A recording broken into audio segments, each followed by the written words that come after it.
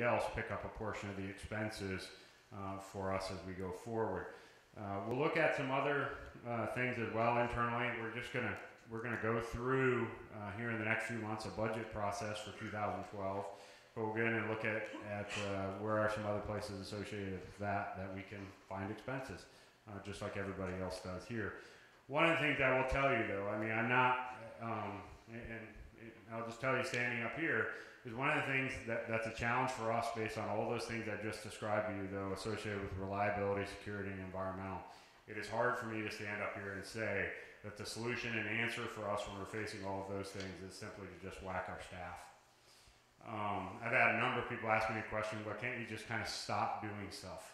Reality is I can't just stop doing stuff because the penalties associated with it are so significant in today's world that I need to find better efficiencies or better ways to do stuff in terms of, while I continue to do it. So I can't kind of stop doing stuff. At the end of the day, when people ask me that question, I don't also think that they believe that that's what you want me to do. Think about it, I made this statement before. If you're in a normal business and you stop doing stuff, you generally just don't produce as many widgets. What happens if we don't produce as many widgets in what we do? One answer I always give is it gets kind of dark in here because not producing electricity is not really a solution for us.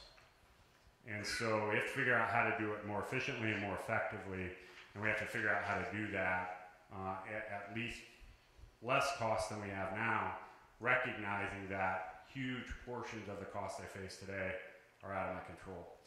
I want to go, this says, so short term we have a number of things, describe it like this, rocks to go turn over to see if we can do better than we've done historically, just like everybody else has to do. In the long term, if you'll go back about 2 or 3 slides for me. Keep going. Keep going. Right there. Well, back one more maybe. No, go ahead. Right here. So one of the things over the long haul, people ask me as well, we've had a rough maybe 2 to 3 years. What does the future look like?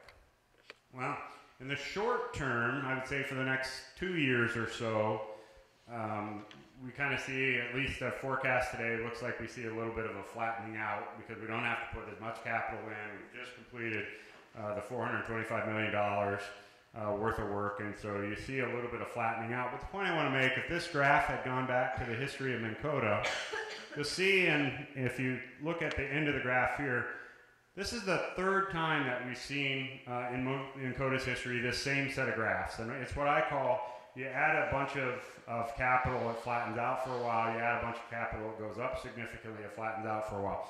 So if you look in the early 1980s, Minn Kota in a 3-year period, rates went up 60%.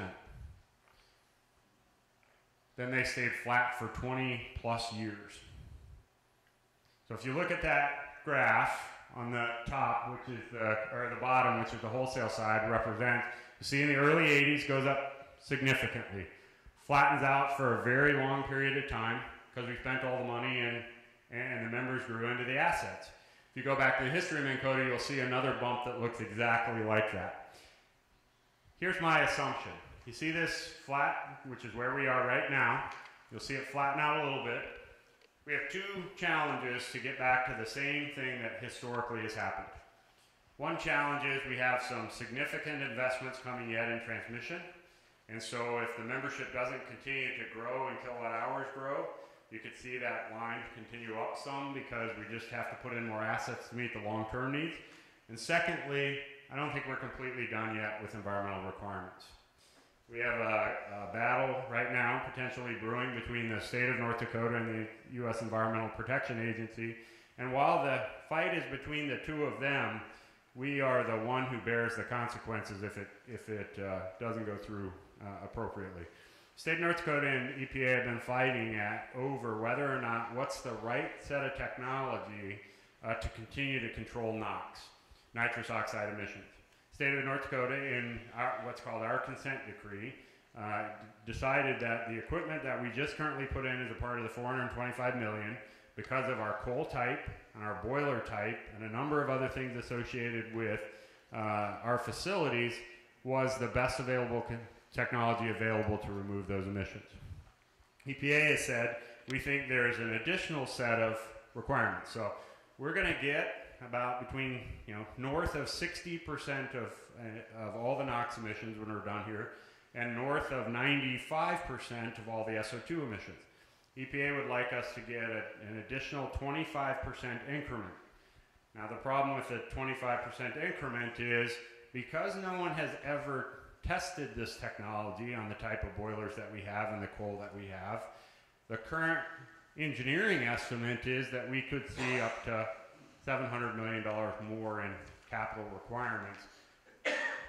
And the worst part from my perspective is, and this is where I say the rational, reasonable part of this is, so let's not use that. Let's just say it's a really big number, $500 million in additional investment. We're not talking about health-based reasons. We're talking about seeing an imperceptible improvement in Theodore Roosevelt National Park for that investment. And so the battle between the state and EPA, of which we are the consequence, will go on over the course of the next several months, and we'll find out towards the end of this summer whether or not that we'll be able to work our way through all of those proceedings. Short of those two items, you should see, or we should see, exactly what's happened the last 3 times historically happened for us as well.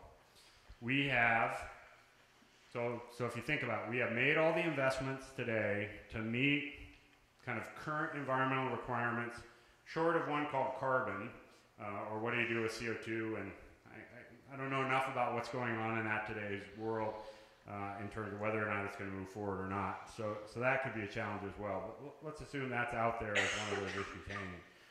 We've made all the investments to meet environmental requirements as we understand them for the most part today. We have some others. Mercury is one on the horizon, which we think we can manage relatively well.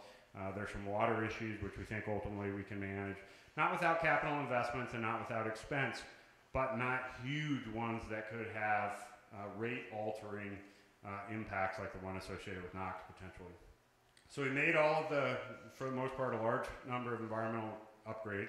We've met for a long period of time all the mandates associated with renewables and all the renewable requirements.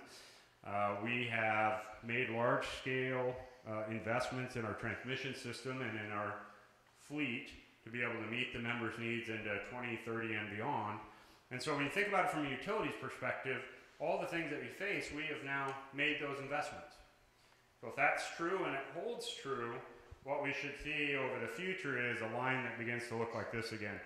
So if you were to stretch this out into the future, what you would hope is this tail would be the end of that graph up there, and then you would see over time a flattening of out. Now, it goes up some when you run the models because you have inflationary costs and a number of other things. But if you ask me what should happen, short of a number of these other things going forward, we should have made the investments, and I believe there's light at the end of the tunnel to be able to flatten out what a curve looks like into the future. Now, that'll only come with a couple of things happen as well. You can't continue to stay in an economic depression and continue to have load go the other direction and that come true. You have to continue to grow economically for part of this to come forward. You have to be able to not have a significant pile of expenses happen on you that were kind of unforeseen to be able to go forward. But historically, Minn Kota is not alone. The utility I came from had a set of graphs that looked exactly like this for exactly the same reasons. If you look at every utility in the country, they will have a graph somewhere in their history that looks just like this, and one that looks just like it as you go forward, but it's a timing issue. So you'll see all the utilities in the United States who are going to go through a similar curve for the most part that looks like that as they go through the same things that we've just recently went through. Some would say we're ahead of the curve a little, if you will, in terms of when they hit our books. But they're coming in the same exact fashion for everybody who has generation in the country. And so it's just that we're kind of, if you will, a step or two ahead of them as you go forward. But you'll also see for them, same thing you've seen for us, is should see a period of time for which those rates flatten out again. And so from a future perspective, I guess what I could predict, I can always caveat it by saying those other things I described might happen, and they very, very well may do so. But historically, if you look at what happened, we've made the right investments necessary to be able to flatten that back out again, or at least reasonably flatten it back out again for a long period of time. And so from a future perspective, it's really going to depend on what happens to us environmentally and what happens to the economy. Okay, thanks, Mac. Right there. I see I have a number of North Star board members here and members, and Rick has the city commission here, and I see some county commissioners here. So, and you stated earlier that the Environmental Protection Agency is looking at the hazing over North Dakota, and obviously we can't do much about the economy except throw the wood out and burn electricity. I understand that, you ought to burn more power. But what could you suggest that we tell our membership and the people of the city and the county and our members, how can they help? Right. I think the biggest thing you can do is just let your voice be heard to some extent. I was telling Dan we were anticipating actually in May understanding what this battle was between the state of North Dakota and EPA was going to be, and I'd asked our membership at that point and told the managers and the directors that I would think at that point we would be calling on members of our communities to either write a letter, make a call, do something letting know not your local elected officials, because all these guys here kind of know what's going on and understand what's happening, but your state officials and then more importantly your congressional delegation, that we can't continue to bear this much expense. You know, the thing from my perspective, and people get it, occasionally say, well, you know, how do we call and suggest that we not make appropriate environmental investments? My argument is, I think we have done a significant amount of environmental investment. If you take what Minn Kota Basin, which is a utility, Great River, which serves a lot of co-ops as well, and a few others, in the last about 4 years in western North Dakota, we've spent more than $1 billion in environmental cleanup. And so, and I'm not telling you that I don't think we shouldn't look at that over the long haul in terms of the things we do, but to turn around after having spent $1 billion in gaining a significant amount of both health and environmental benefit and ask the utilities to turn around and do it again, I think is irresponsible based on where we are economically. And so, you know, the question is from what can you do? Here in the next few months, we may very well likely call on all of you to make it.